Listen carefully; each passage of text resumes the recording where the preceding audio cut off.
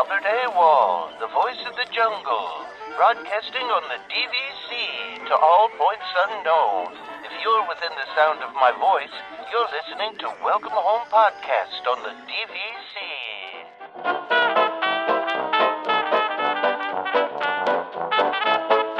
Hello and welcome home. This episode of Welcome Home is brought to you by DVC Rental Store. Thank you for joining us on episode 339 of Welcome Home, a Disney Parks and Vacation Club podcast. I'm Tom, here with a Trevor who can't talk. You're here with most of a Trevor. Yeah. So listen, if you don't like listening to me talk, this is not going to be the episode for you, because we're going to have a lot of Tom with a sprinkling of Trevor. Okay, no, I'm going to try my best here. It's just, unfortunately, I've been sick all week. I don't know if you can hear it in my voice. I can hear it, yeah. but I can hear it, yeah, it's not great, but I'm getting better. I figured we should be able to get this done, but yeah, I don't know how much I'm going to be able to actually talk through this. So. That's okay. I can talk a lot. So right. I wanted to start off this week. We last week I kind of teased a little bit, and talked about a new website for the show. And also a new store. And after the show last week, I just decided to go ham. Tom did it. Yeah. Tom had a flash of brilliance and went crazy. And yes, just so we're clear that this was all Tom. He ran it by me, but I didn't really have a lot of input. Part of it too is, being sick. I have not been. Yeah. Or I know you showed me some of that stuff, and I was already not feeling well, and I was like, oh, no. It looks great, but I just didn't have the energy to contribute. It's okay though. That's fine. Honestly, I had a lot of fun building the new website, which if you haven't checked it out yet, it's welcomehomepodcast.co. Just know that it's welcomehomepodcast.co, not com. So just look out for that. But so that's launched and mostly pretty filled with content at this point, with a few exceptions here and there. But for the most part, the site is up and running. It's good to go. You can go check it out. But we also launched our new store. So our new store is now available. It's out there. You can actually go. You can go to store.welcomehomepodcast.com to get to the store, or you can just go to our main website and click on the store link. Because we launched a new website and because we launched a new store, we decided we were going to do a special deal for everybody where everybody gets 10% off the store. So every item in the store is 10% off. We got hats, we got fanny packs, we've got water bottles, we've got shirts, we've even got Food Time merch. So now we got some Food Time merch out there, which I'm very excited about. I've already gotten a shirt of the Food Time shirt that I will wear the next time we do food time.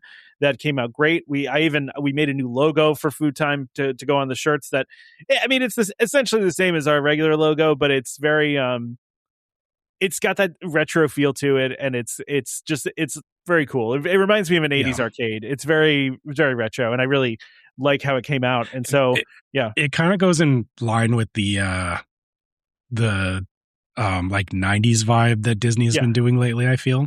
That's kind of what I get from it. Also, sorry, I should really, I didn't want to interrupt your whole thing there, but you mentioned it's store.welcomehomepodcast. You said .com, but it's .co. Sorry. Yeah. .co. Yes, I apologize. Yes, .co. We don't own the .com domain, so don't go there. Yeah. Store.welcomehomepodcast.co is the new store. Yeah. Yes. So please check that out. Now, the other thing about this store, besides it being 10% off, our old store, I'm not going to lie, wasn't very good. I didn't like it. It didn't. No, it was not good. Things were expensive. They took a long time to ship. There was a limited amount of stuff in there. This new store, total opposite, right? So I ordered a new shirt from there on Monday. I got it on Friday. Now it was only delayed. It was delayed by 2 days because of bad weather here in Charlotte. So I would have gotten it probably sooner than that. The great thing about this new one, they have printers all over the world, so you can get them shipped pretty fast. And the shirts are the stuff is so much cheaper. It's so much. I got, no joke, for the Food Time shirt out the door, it was $19 for, and I don't even think you could with shipping. So our stuff is way cheaper now, and you can get it much easier, much faster. So go check it out. And listen, if there's something that's not in there that you want, and I'd put this out on the Discord, and immediately I think it was Katie was like, "Where's the bucket hats at?"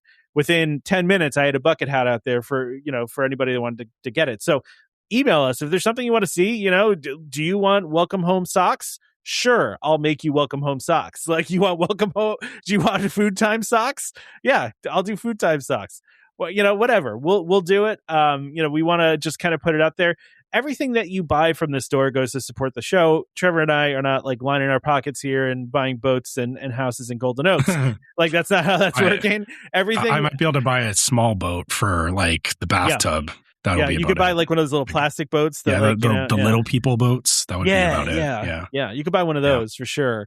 But so listen, we're not like trying to make money off of this. This is literally whatever you purchase there goes towards supporting the podcast. And honestly, we keep the prices even lower than we probably should in there. And, so like we don't even make that much on the merch. We just want people, if they want to wear stuff with our logo on it or with food time on it, whatever. Like we are flattered by that in general. So the fact that you would want to do that, we don't want to charge you a lot for it, but check out the new store. It's cool stuff in there. And we are finally selling hats. So you can get some hats. I know a lot of people have been asking us for hats over the years, and good news, you can get a hat if you want one. We got trucker hats in there. We got some dad caps if you're, like me and you're boring and you wear the sorry. If it's just a regular baseball cap. Yeah. Just dad cap. Yeah. Dad cap. Yeah. Exactly. So, but yeah, anyway, so please check that out. I think that's been, I'm excited to get these things out. It's been I think everybody knows it's been a tumultuous kind of since, August of last year. We've been trying to get our footing again, and hopefully you guys haven't noticed as much, but the website and the store are two places that we really wanted to improve. And so I'm glad to say that those things are out there, and, they're only going to get better over time. So that's all I can say about that. Yeah. So please go check it out. And in the meantime, let's talk about some Disney news. Yeah, we got to talk about DVC. This is like just flat out Disney news. Yeah. So like we have to talk about this, obviously. Like we can't just like, I know we don't usually cover like the business of the Walt Disney Company, but we can't not cover this, right? So, and I think everybody knows what we're talking about without us even talking about it. So, I think the talk of Disney for the past, I don't know, a couple of years now is who's going to replace Iger. Iger's getting a little old, and he's already tried to retire once and failed at that. And so who's going to replace Bob Iger? And that's a very difficult question to answer, because Disney is one of the largest and most complicated companies in the country. It's very difficult to manage. It's a lot. They have their hands in everything. Entertainment, boat, ships, parks, publishing, music, like you name it, Disney does it, and it's a lot, right? And so, it's a big job. And so I think this was pretty expected. I think most people, including myself, I think we talked about this, Trevor. Yeah, it was the obvious choice, I think, from a lot of people's point of view, or there wasn't anyone else I can think of that was as much of a front runner as Josh D'Amaro. Yeah, Josh D'Amaro. So and it almost follows. I mean, it makes a lot of sense for a lot of things, right? So, and I think I don't know about you, Trevor. I haven't really seen anybody out there being like, this was a bad pick, right? Like when Chapek was announced, everybody was like, but people seem to like Josh D'Amaro. So the interesting thing about that, I've seen I do browse Reddit, and Reddit's probably the most negative place that I do go. And some people actually were like, Josh is the one who's been running the parks for the last, 5-6 years, and, that's when the most amount of perceived negative change has come. So a lot of people put it on that, because Josh was running the parks and all the things that you've seen change in the parks were Josh's fault, which, that's the most negative I've seen about it. And, I don't know where the negative change thing comes in, like fees and stuff. Is that where the taking or basically a lot of the stuff that happened due to COVID, right? The taking away of Magical Express and removing or changing how fast passes worked, like as if all those things weren't like already in the works when he took it over. Yeah, exactly. and it's not to say that Josh Josh definitely, has a hand in these things. And it's not that, it's like, well, he didn't know and these things just magically happened without him.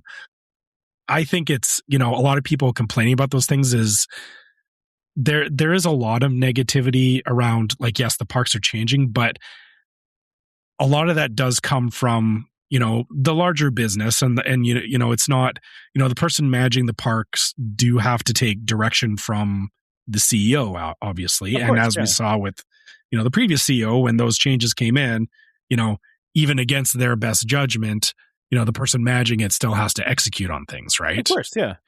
So I mean, but you, on the other side of the coin, though, Trevor, he's also been. I mean, this whole $60 billion that they're investing in the parks is also him, right? Like, yeah, exactly. It's not like he hasn't been doing things to improve the parks, right? Yeah. It's just people love cherry picking the stuff that they want to see improved or that changed or whatever, and because it's not the stuff that they want to see changed, thereby, all his decisions are negative, right? Like that's kind of some of the feedback that I've seen around it. So it's not that everybody is like, oh yeah, this is great. I have seen negative feedback around it. I don't necessarily agree with it. I'm not saying that, Josh is going to be perfect and amazing or anything, but he does.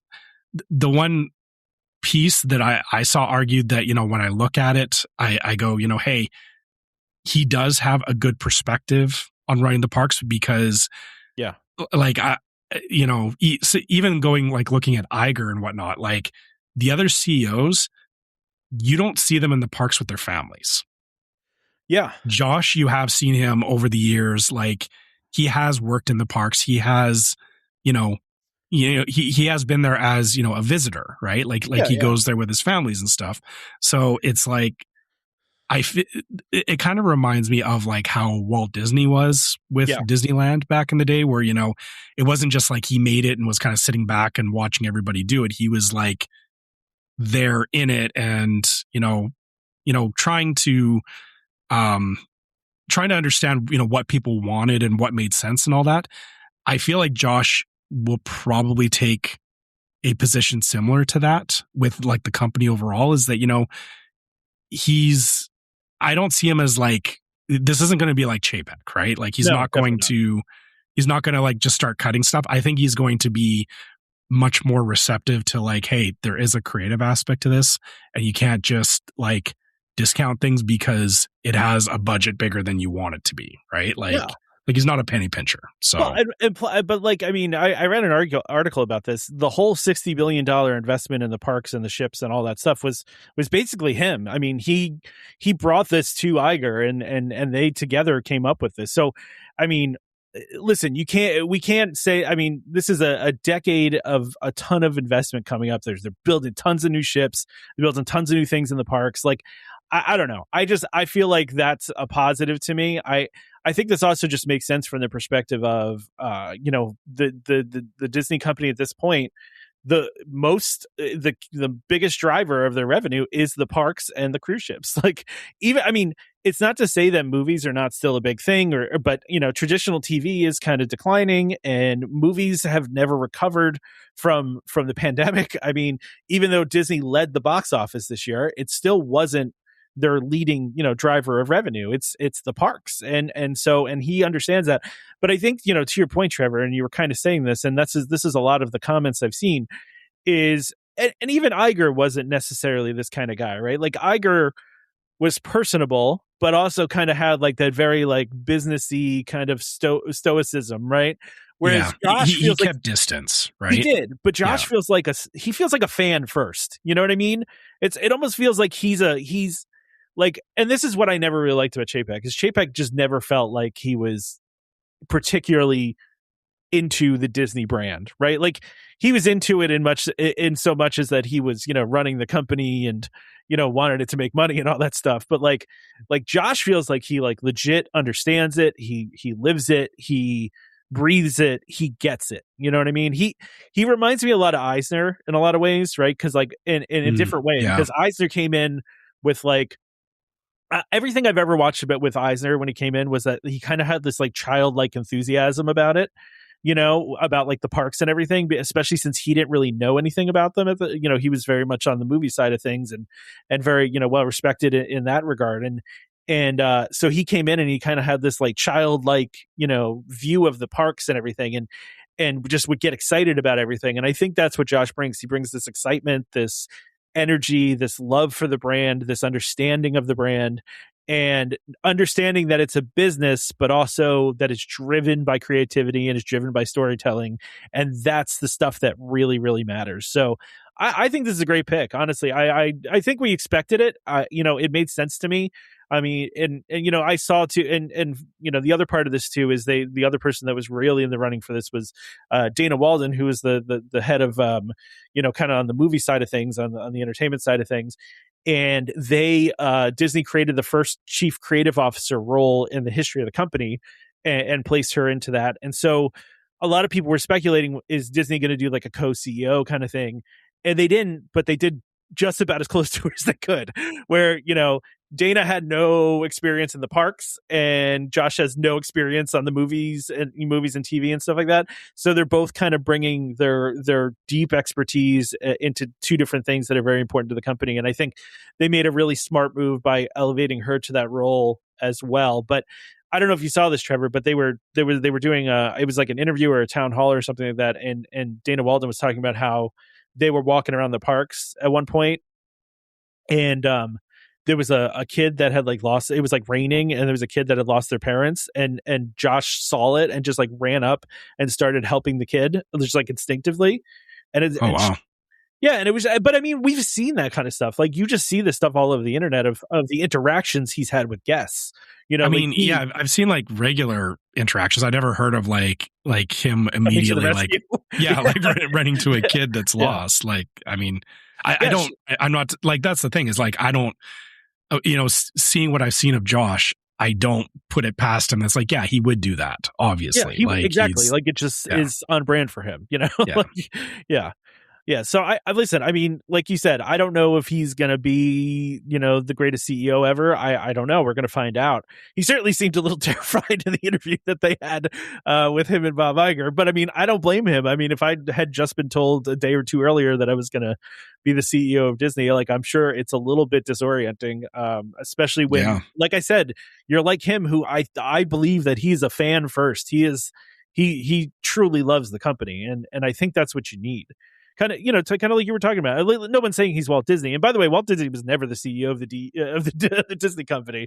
But it was different because he was running it privately at the time. So very, very different vibe on things. Yeah. Absolutely, but there is still an element of that. Like I said, it's not just a matter of like saying like, oh, he's like Walt Disney. It's that he has that element of like, like you said, that childlike wonder, that ability to like put himself in the shoes of the people who are going to, be consuming the brand. Like it's not just about the parks at this point. It's, he's going to be looking at the movies. He's going to be looking at, cruise lines, parks, everything all as one ecosystem. Yeah. And I think having somebody at the helm who, doesn't discount the fact that, people go to Disney for a particular reason, not because it's just another like label, so to speak. I think that was the biggest problem with Chapek, was that he treated it like it was just another, like it was like a bank or, like selling running shoes or something. He didn't treat it like, Disney has an element of like imagination to it that a lot of people do overlook. So I always just imagine that like that Chapek would walk around the parks, and in his head the people would be just like replaced by like dollar signs or like money bags as they were walking by. That's kind of how I. You mean that scene from Gravity Falls where Stan's looking at the family and they all just look like wallets? Yeah, that's exactly right. Yeah, that's that's how I always kind of felt like Chapek treated like the fans. And listen, maybe I don't think that Josh is going to deviate all that far from what Iger was doing, right? Like Chapek came in and like blew up the whole organization. I don't think Josh is going to do that. I think he's going to do some stuff to make it his own, but he's Iger's guy, right? Like he's probably going to keep it fairly similar, And it's not that the ship needs to turn 90 degrees at this point either. Like that's, I think a lot of people are thinking like, oh, if they get the right person, they're going to like change Disney. It's like Disney does not turn on a dime. Like, no, if you're expecting changes to happen, like things do take, even with Josh coming into this role, you're not going to see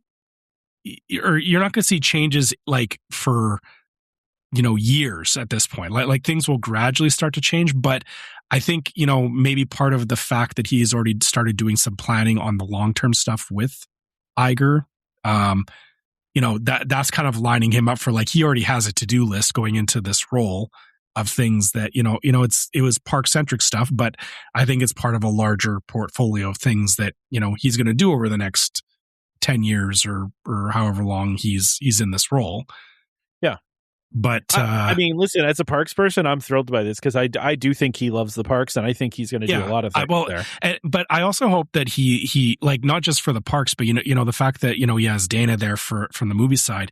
The movie side, like you were saying, it hasn't done well, and it's been we say COVID, and it's like but nobody's doing well though. That's what my point is. We're way past COVID. I think it's becoming a matter of people finding their footing in what the new world looks like after COVID. And I'm hoping that, having somebody in there that, can help, two people looking at it to try and get something new and different out the door instead of them just, sorry, I've said this before. It felt like for a little while there that, Disney locked in on Star Wars and Marvel, and they were just cycling stuff. And it feels like they're breaking away from that, but that's still going to take some time to get them back to a place where it's hard because, we look at like golden age, like cartoons and stuff like that, where it's like, there was a point where they were doing like so much amazing stuff, but, and a lot of it was under Eisner too, but that took time as well. That stuff didn't happen overnight either. It's hard to explain. Everyone likes thinking that, when they announce these things, it's like all of a sudden, there's going to be an announcement next month and, Disney's going to change the world. And it's like, no, Imagineering Express is coming back tomorrow. No, it's not going to happen. I'm curious to see how the next year or so is going to play out. And then beyond that, because this kind of change is going to take some time for everybody to get acclimated to. Well, my assumption is it's not even going to change that much. I mean, because it's not like he was nobody that is coming in from outside the company, right? I mean, he's been implementing his strategy in the parks and ships and DVC, all that for a while now. It's not, he's not coming out of this, coming from this from nowhere, right? It's like I assume that what they're doing in the parks is going to continue they have a 10-year plan there, and it's going to continue on. I mean, will there be other things that come up? Sure. But, I do think, like I said, the Dana Walden thing, she's, supposedly very well respected in Hollywood and everybody knows her. And so, probably is going to be kind of a situation where he's teaching her park stuff and she's teaching him, introducing him to all the Hollywood folks. It's going to be that kind of thing. And it's good to do it that way. But I don't think that this is, I don't think Josh is like Chapek in that he doesn't have like the creativity piece of it, right? Where he's just like completely business minded. I do think Josh kind of tends more towards the creativity side than like Chapek did. And then, Iger was very much, I felt like in the middle, like he got the creativity part, but also was very much on the business part too. Yeah. He did both, so. And you actually touched on something that I didn't even consider either is, you said Josh is, he's already enacting stuff. The fact that he already has rapport inside of the company actually makes a big difference too, because I don't recall before Chapek got announced as the CEO, it was like I have no idea what really anything for Disney it was, you had no idea who he was, whereas Josh, it's like he comes with a certain amount of people, even dealing with his own people with inside of Disney. That's got to be a lot easier when it's like everybody knows who he is already versus some stranger coming in and trying to give direction, right? Yeah, for sure. I wanted to read, by the way, though, Trevor, I'd put something in here because Michael Eisner actually chimed in about this, and I thought this was actually really very interesting. And Eisner is, you can argue over who the best Disney CEO was over the, over the past 30 years or so, right? I mean, Eisner since we've been alive. Yeah, I mean, listen, Eisner was great for a long time. I mean, he was the engineer of the Disney decade, and Disney, exponentially expanded during his time. But he also, had some rough times too. I mean, the whole Disneyland Paris thing, and Animal Kingdom cutting that budget to nothing, and so he had his own stuff too. But I mean, he was great. And Iger, again, huge amount of expansion and a lot of stuff. So I mean, he's got big shoes to fill for sure. I mean, at least he's not Chapek. I mean, Chapek is. I mean, like, when you have Iger out here just saying it was the biggest mistake of his career to hire Chapek, I can't imagine how Chapek feels. I mean, but whatever. But anyway, so Eisner said, congratulations to Josh D'Amaro for becoming the CEO of the Walt Disney Company, and congratulations to Chairman James Gorman for making such a wise pick, as well as promoting Dana Walden to President and Chief Creative Officer. My advice to Josh is to continue Bob Iger's strategy that creativity will handle profits, always protect the brand, and keep close to the words of Walt Disney. Quote, "We love to entertain kings and queens, but the vital thing to remember is this: every guest receives the VIP treatment. Good luck." I just really liked that. I thought that was really cool of him, first of all. And he's probably still a stockholder, right? I mean, I'm sure he got a ton of stock when he got, when he got let go. So but it just a very classy thing from Eisner, but also just, if you liked Eisner as a CEO and you liked Iger as a CEO, then, I mean, you've got two of the last great Disney CEOs endorsing the guy. So, I think that says what it says. I don't think there's much else we can add to it. But let's speaking of things changing around the parks, this next one we should talk about. I know you very much love finding news about Joe Rohde, which so do I as well. I do as well, but you always find it way before I do. Like let me just say that is that, like, I'm aware of it, but you always like I had no idea that this was a thing that he had been talking about. I'm not going to take the credit for this, because this was a listener in the Discord that posted this, and I apologize. I don't remember who. I will have to look it up, but somebody posted this in the Discord and turned me on to it. If it was in the Discord, I probably missed it.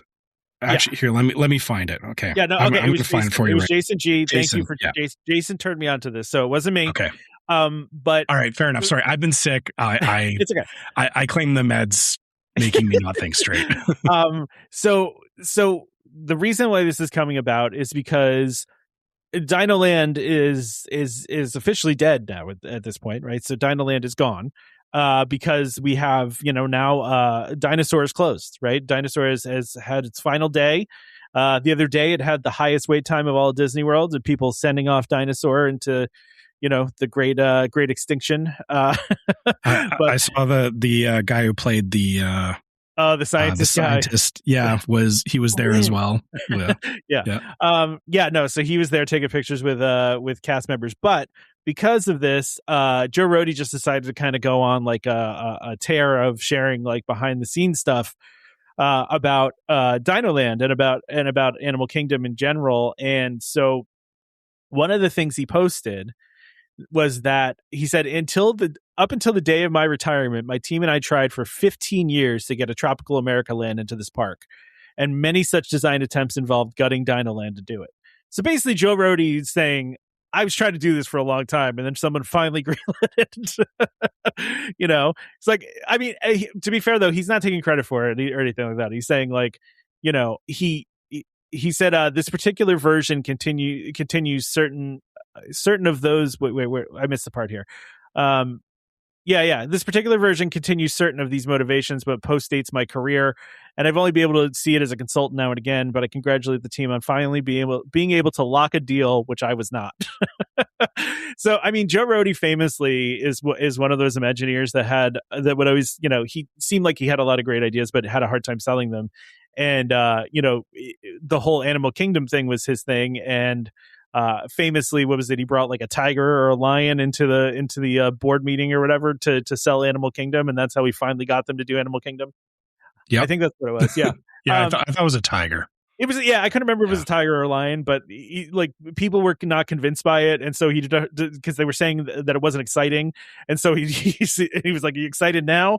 I brought this in." But anyway, but he it's interesting some of the things he's saying here, right? Because it's not just this, and he, he's talking a little bit about just the behind the scenes kind of DinoLand and how it came about. But he said, parks exist to create memories. DinoLand created memories. These memories still exist and are the true product, not the property itself. The new land will continue to create more memories, and they too will be treasured. I like that that's his viewpoint on it. He understands that even if not everybody loved DinoLand, people had memories from it, and it's still a sad thing that it's going, even if everybody didn't love it, Yeah, and sorry, I'll keep saying this is, there are so many things that existed in Disneyland and Disney World before we even got there. Oh yeah, for sure. That you don't know or remember that, somebody has memories of, which again is totally fair. But to say oh, they shouldn't have torn it down because I liked it is it does I get, I understand the appeal of DinoLand. I enjoyed DinoLand as well. I'm a little sad to see it go, but I'm also excited, kind of like what Joe's saying here is, I'm excited to see what comes next out of its ashes, because, this sounds like something that he wanted to, build upon years and years ago that, honestly, if you look at it from the larger scope of things in Animal Kingdom, DinoLand was kind of a sore thumb. Yeah. It didn't really quite fit with the rest of it, because everything else was very tuned to the the area of the world it was from, there was Africa and Asia and all that, and then all of a sudden it's DinoLand is it just it didn't feel right, and I get why he wanted it to change, right? So the other interesting thing he brought up about this, and this is, I think, something everybody knew, right? This is not a secret, right? But he talks a little bit about how tough the budget was for Animal Kingdom, and so, but I've never actually heard anyone any Imagineer come out and say this. It's always just kind of been well, the budget, they had to cheap out in some places, but here he says you can't underestimate how tight the budget for this park was. This is one of the reasons we had to be so clever with our storytelling design concepts. We couldn't solve our problems with a giant atomic money bomb. The concept was so ambitious to begin with, and it was foolish to make it more ambitious by making it less affordable. Size matters. You can't just charge more because your park is big. And so he said the job site was over 500 acres and the safari was over 100 alone. Plus we had to pay for roads. He said, the number of the budget was not significantly higher than other parks during the same era, but those parks were 100 acres and this was 500. So he's that's where part of the problem was. But he said that's why one of the attractions that opened the park was a tent full of reconstructed dino fossils, which I forgot about this, by the way. And I was there the first year that Animal Kingdom was open. We actually were there that year, the opening year. And I didn't remember this, but so one of the first day attractions was a tent full of reconstructed dino fossils bought from suppliers. So he goes, bought from suppliers who serve the museum world, cheap, but also very interesting and very real, which is on brand for Disney's Animal Kingdom, together with the real lab facility where we prepared the skeleton of Sue the Tyrannosaurus together in the Field Museum. This was at the time actually one of the more extensive and impressive paleontological, I can't even say that word. Paleontological. Yeah. Tautological. Why can't that's a hard word. Exhibits. Paleontology. Yeah. Yeah. Yeah. The tent came down to make way for Chester and Hester's Dinorama, which is another story altogether, although the underlying theme of economics was the same. So if you can read between the lines there, I mean, you don't really need to. He's saying that Chester and Hester's Dinorama was done cheaply. And I mean, that doesn't surprise, I don't think, anybody, right? That was done cheaply.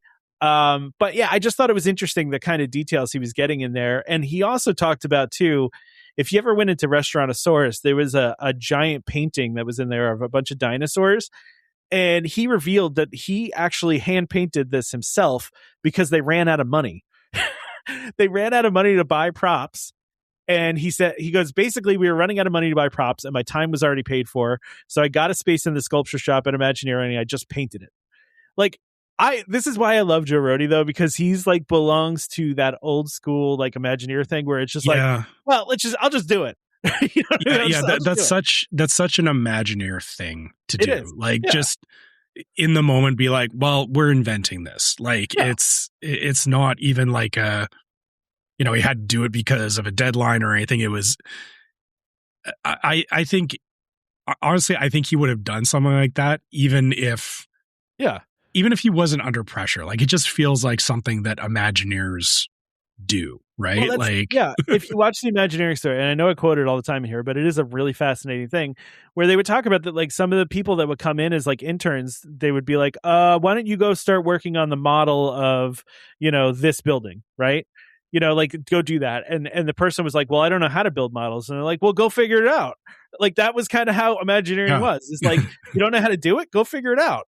Like, that's, you're going to go learn how to do it. And that's the kind of stuff that you really, and I feel like that's still there. That culture is still there of like, if you just figure it out, just make it happen. So yeah, creativity is part of the job description. So get creative. and my last thing from Mr. Joe Rohde here was just talking about missing DinoLand, but also he said, the land always had some conceptual weaknesses born of the struggle just to get a park open with what was at the time a relatively low cost per square foot. For example, while the dinosaur attraction is a thrilling, zany, zigzagging adventure, it's not exactly calculated to appeal to the core market for dinosaurs, which is little kids.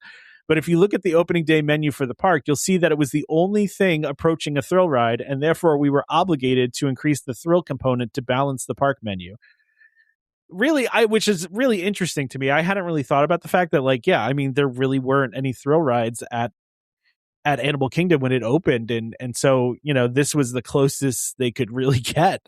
I guess they didn't want it to be called a zoo because that's where it was going, right? Yeah. I just thought this was kind of some interesting stuff. He giving this background, and the fact that he just painted that picture. I mean, I'm trying to remember where that picture was, but it's just that little stuff that you never knew that he painted that, but now you do. So I'm sure that painting's going to be put somewhere. I would think so. Yeah. You'll see it pop up somewhere, guaranteed. Yeah. But anyway, R.I.P. DinoLand. I'll put it out there. If you're really into dinosaurs, go to Drumheller, Alberta. Just saying. All right. They have an actual the Tyrrell Museum is an actual functioning paleontology science. Why am I losing the words? I know why. Yeah. Thank you. They do actual like excavation and stuff, and they discovered like new dinosaurs and stuff there. So if you miss DinoLand because of the dinosaur aspect of it, there are other places you can get your dino fix. Yeah, exactly. All right, we're going to do our ad here, and then we will talk about a couple other things, and we'll get out of here before Trevor's voice completely goes out. Yeah, I'm good for a little while longer. I'm trying. All right, yeah. That's why we have a shorter rundown today. So okay. This week's episode is sponsored by DVC Rental Store. DVC Rental Store, a key holder vacations company, offers magical vacations at incredible value. Save up to 60% off retail rates at premium Disney resorts. DVC Rental Store now includes deposits as low as 25% at the time of booking and a built-in cancellation policy for every reservation. And as always, DVC Rental Store pays out the most to members looking to rent their points. Want to learn more? Go to dvcrentalstore.com/welcome home or call 1-855-DVC-RENT. That's 1-855-382-7368. And when you speak to them, be sure to let them know that Welcome Home sent you. So I feel like there's a theme going on here, Trevor, of Disney weddings starting to show up and play in the Haunted Mansion.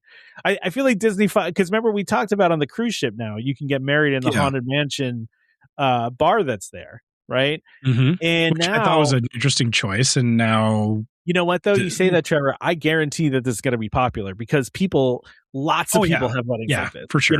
Oh yeah. Disney weddings, or I forget what do they call it? Disney fairy tale weddings. That's it.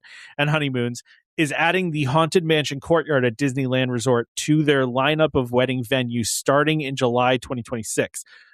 Honestly, I'll say this is, if I didn't know that was the Haunted Mansion, it just looks like a very beautiful house that you're getting photos in front of. You're not wrong. Yeah, you're not wrong. It does. It does look like a really just cool old house.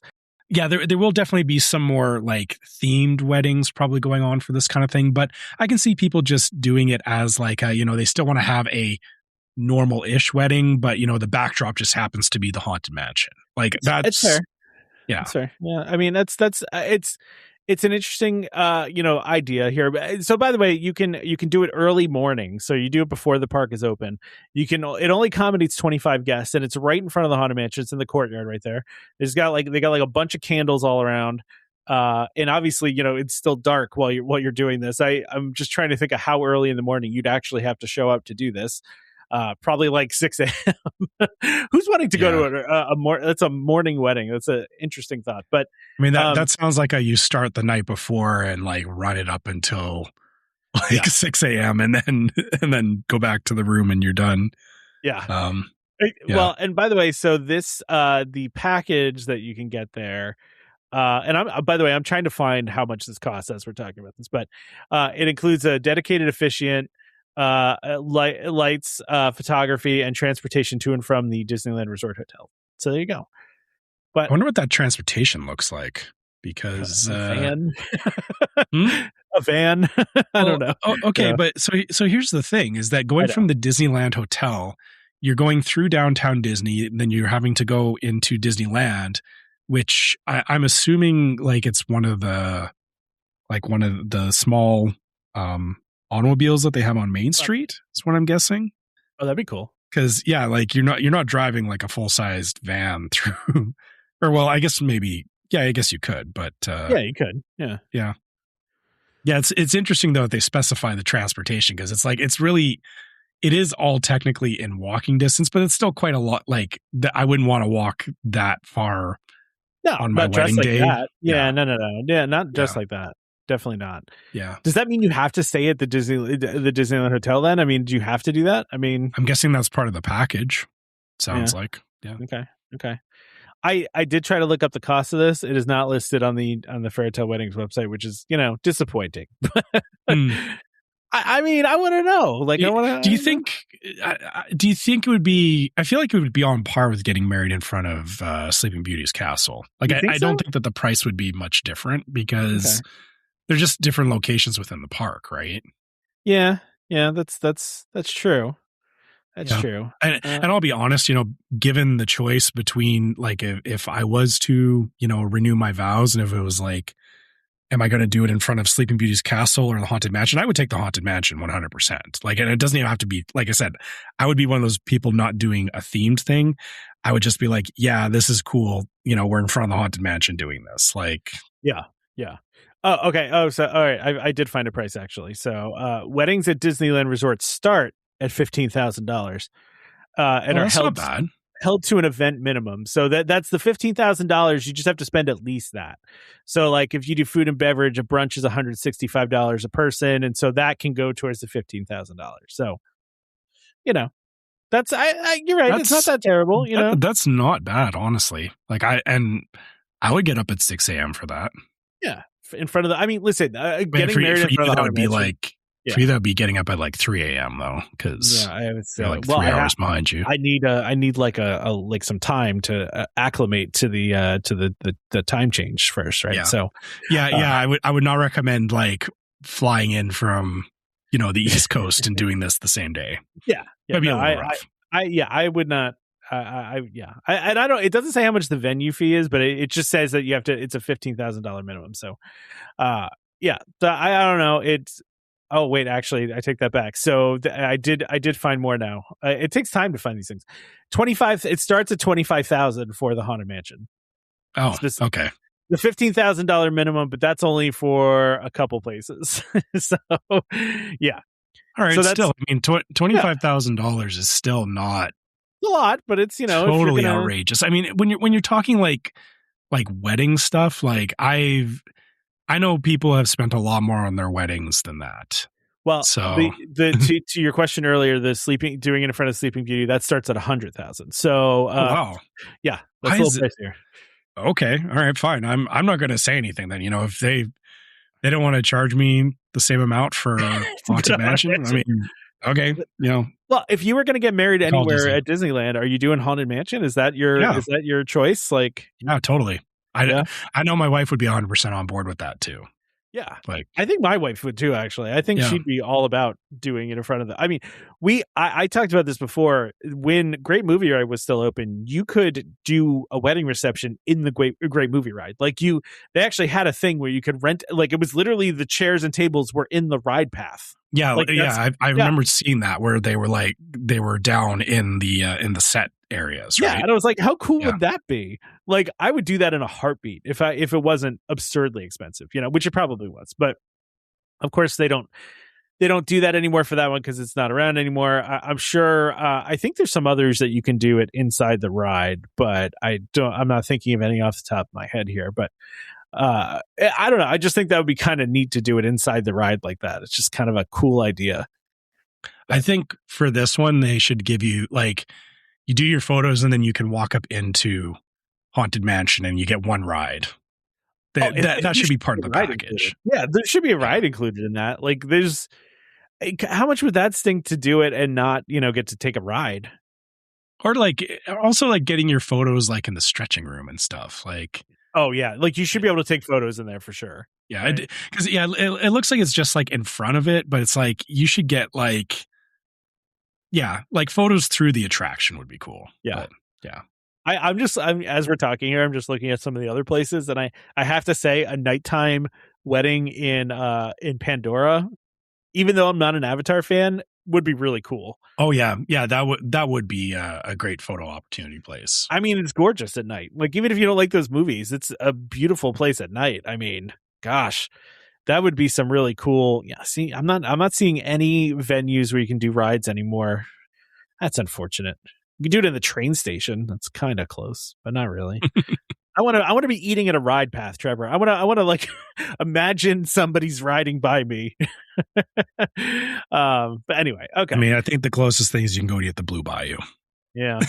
Yeah. Okay. Disappointing. No, but this is cool. I like this. And just, I don't know if I $25,000 like it, but well, let's end on this note, Trevor. So, Frozen Ever After has been closed for a bit now. And some of the Imagineers now are talking about how it's reopening soon. It's supposed to be reopening this week, in fact. But not only, previously they just kind of talked about how they're, and, apologies for my crassness of saying this, but they're replacing the heads of the animatronics, which I thought they were going to replace the whole thing, Trevor. They're not. They're just replacing the heads. Well, yeah. I mean, they don't need to replace the whole animatronic. No, the rest of them were fine. It was just the faces that were like flashlights.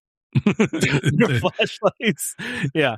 But it's not the only thing they're doing. They're also doing, it's new animatronic heads with silicone skin, a updated show control system, which, can help with like breakdowns and stuff like that. One of the problems that like Test Track always had was that it had a super old control system, and that caused a lot of stoppages, not breakdowns, just, like the system would get all screwed up and stuff. But, that's always good. And then better show lighting. And then they're just going to do some like touch ups and stuff like that. So it's not just the animatronics, but there's a quote here from one of the Imagineers saying that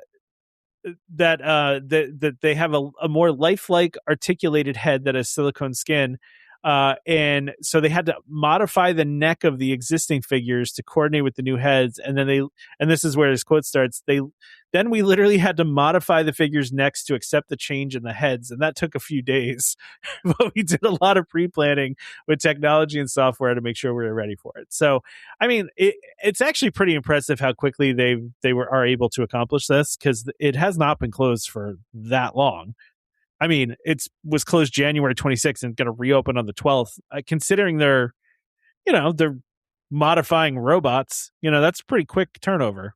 Yeah, I guess it's funny how, you don't think about this stuff in terms of like replacing the head on a robot feels like, or, it's always portrayed in movies as like a very modular thing. Like, you just like plug pop it off and put the new one on kind of thing. Yeah. But yeah, it makes sense that, it does take a little bit more work to, get these things, because I'm sure that there's like how it connects into the rest of it needs to make sense. So you don't have like, the whole body doing movement and the face is like, out of sync or whatever. Right. Like it's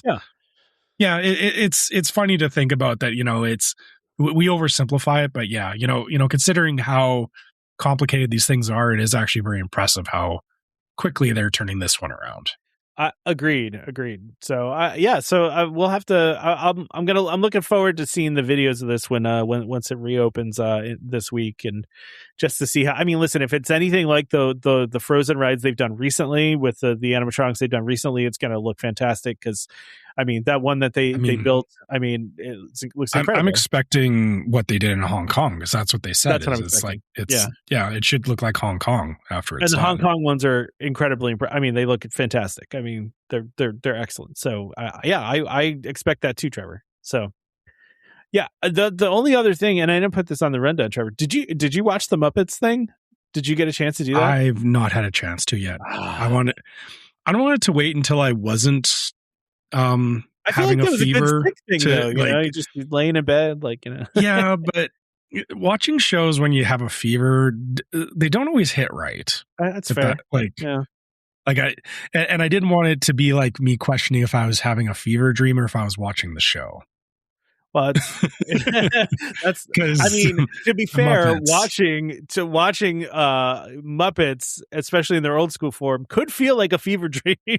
Yeah, exactly. So I wanted to actually be like, I wanted to be well enough to enjoy it. So no, I haven't watched it yet. I've been hearing lots about it. I've been hearing that it was very well received, and I'm looking forward to watching it when I get a chance here. So based on the bubble of our Discord, it seemed to be extremely well received.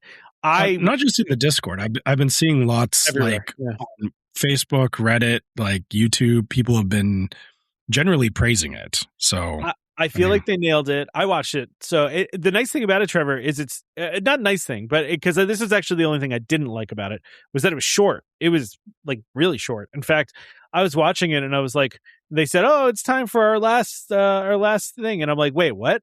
I was like, "This thing is like just started," But given it was like, I don't know if it was 22 minutes long, like a regular TV episode, or I don't remember actually how long it was, but it was quick.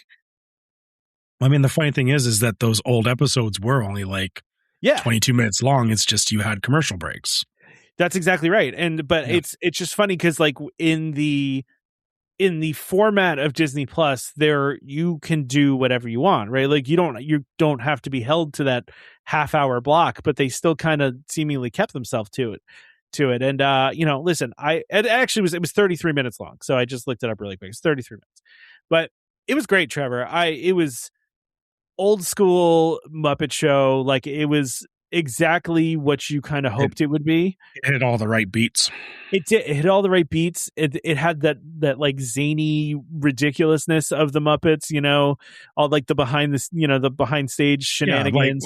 We talked about like how everything's kind of like there's like the main show and then the talking in the wings and all that kind of stuff. So there's a little low key adult jokes in there. Seth Rogen was great, and I think Seth Rogen actually was the right person to produce this, because it seems like he's genuinely a fan of the Muppets, and if this is like a test run for they're calling it like a backdoor pilot, to see if it does well to reboot it, I really think they should bring it back, because they did an amazing job with it. It was super funny. It hit everything you wanted it to hit. It had all the, there's a whole Pepe the Prawn thing, which he's my favorite. So I just said he was great in it. And I also said this in the Discord too. One of my big, things with the Muppets lately has been Kermit, and Kermit has not sounded, I've been saying that it sounded like Kermit, but if Kermit had a cold, if Kermit sounded like you right now, Trevor, that's what it sounded like for the past, ever since I got rid of the previous Kermit. But this time this episode, this new show, he sounded pretty good. He sounded pretty close to what he used to be. Although it's funny because I saw the internet was complaining about it, which I was like, where you all been? He's been the Kermit now for a while, and it's actually getting better, not worse. So, let's let's not complain about this. But it's all about perception too. People don't realize that. Like you said, we've seen a lot of the additional stuff with Kermit, and anybody coming in just watching the Muppet Show, goes, "Hey, that doesn't sound right." It's like, yeah, but you're a little late on this one, but yeah. I thought he sounded much better. He sounded much closer to original Kermit, not even like the last Kermit, to Jim Henson Kermit. Like he sounded more closely to that, and it was great. Honestly, it was classic Muppets. It was fun. I really liked it. And I think it was really well done. It's I don't know much about what is her name, Sabrina Carpenter. I don't really know any of her stuff, but she was good in it too. I mean, it was just good overall. I would definitely recommend checking it out if you haven't done so already. It's very good. So I'm hoping it means more Muppet Show, especially with the ride and everything. Hopefully this is a new renaissance for the Muppets. You said if it was this well received, hopefully that means that there's a proper series in the works after that. But yeah, we'll see. There was also a subtle reference to Muppet Vision 3D in there too, so which you really got to pay attention to. But it was there. It was there. But yeah, like let's hope this is just the beginning. I don't know about you. I don't know. Maybe it's just nostalgia, but whenever they do the opening, when they start the music and they just do the whole song, it just hits a certain note for me, it just like it hits me in a certain spot where it's just like, oh man, this makes me happy, Yeah. I know what you mean. I have memories of like being at like my grandparents' house watching it and stuff like that. Yeah. It takes you back. It does. All right. Anything else we want to talk about? I'm going to wrap the show up today because to save Trevor's voice here. Sure. If you could, I'm trying here, guys. I really am. You made it, Trevor. You made it all the way through. So applause for that. I wish I had an applause sound. I don't. I just have a right and wrong buzzer. We'll just do a right sound for you. Oh. Yay, I made it. I don't have applause. You did a good job. Congratulations. All right. But anyway, so I'll do this wrap up. But if you want to reach out to us, you can contact us at welcomehomepodcast@gmail.com. Our new website, welcomehomepodcast.co, not COMCO, welcomehomepodcast.co. Check that out, please. I would love to hear your feedback on it. And, just check that out. It's good for us to go to that website and go. And also the store. Please go to the store. But listen, if you have questions, if you have things you want to talk to us about, anything, just send us an email. We like getting emails, so send them to us and we'll answer your questions. We'll talk back and forth. Sometimes I don't always respond right away, but or Trevor doesn't respond right away, but just reach out to us. We love hearing from you. I blame it on the sickness right now. But we usually try to get on it when we can. Yeah, no, it just trust me. I'm 99.9% right about everything. So, that's an inside joke for the for the Discord. We'll leave that one alone. Yeah, that's for the Discord. Anyway, so check us out on Facebook, Welcome Home Podcast. YouTube, Welcome Home Podcast, Instagram, Welcome Home Pics, store. I mentioned brand new store.welcomehomepodcast.co. Go check that out.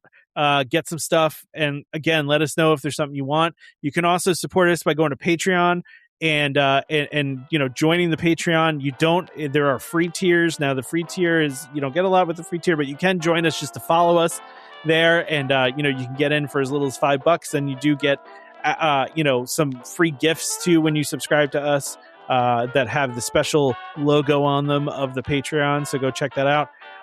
Huge thing, for us, really important. If you do support the show, please go review us on iTunes or any other service that you can review us and rate us. Give us 5 stars. Tell us how much you love us or how much you hate us. Regardless, give us 5 stars and talk about how great we are and how awesome we are or how terrible. I don't care. Either way, as long as it's 5 stars, just do it. And then, you know, of course, the other thing you could do is subscribe to Welcome Home Podcast so you can be reminded every time we release a new episode. You can find our podcast on Apple Podcasts, Amazon Music, TuneIn, Spotify, YouTube Music, just about any podcast app that's out there. You can find us. So go, you know, search for us and look for DVC and Disney. You can even just go on our new website too and listen to us and find all the places that you can subscribe to us. Huge thank you to DVC Rental Store for sponsoring this episode, and Keyholder Vacations for being great partners over the years and continuing to be our partners. We love them, so please check them out for all your DVC needs. Join us next time for more Disney Parks discussion. Of course, more DVC talk. We hope to see you all real soon. This is Skipper Albert Awol, the voice of the jungle, signing off from Welcome Home Podcast on the DVC. To a house when we had a chair, how she can cuddle, it's no man's affair. I look around for all the home, found her in her sugar bowl.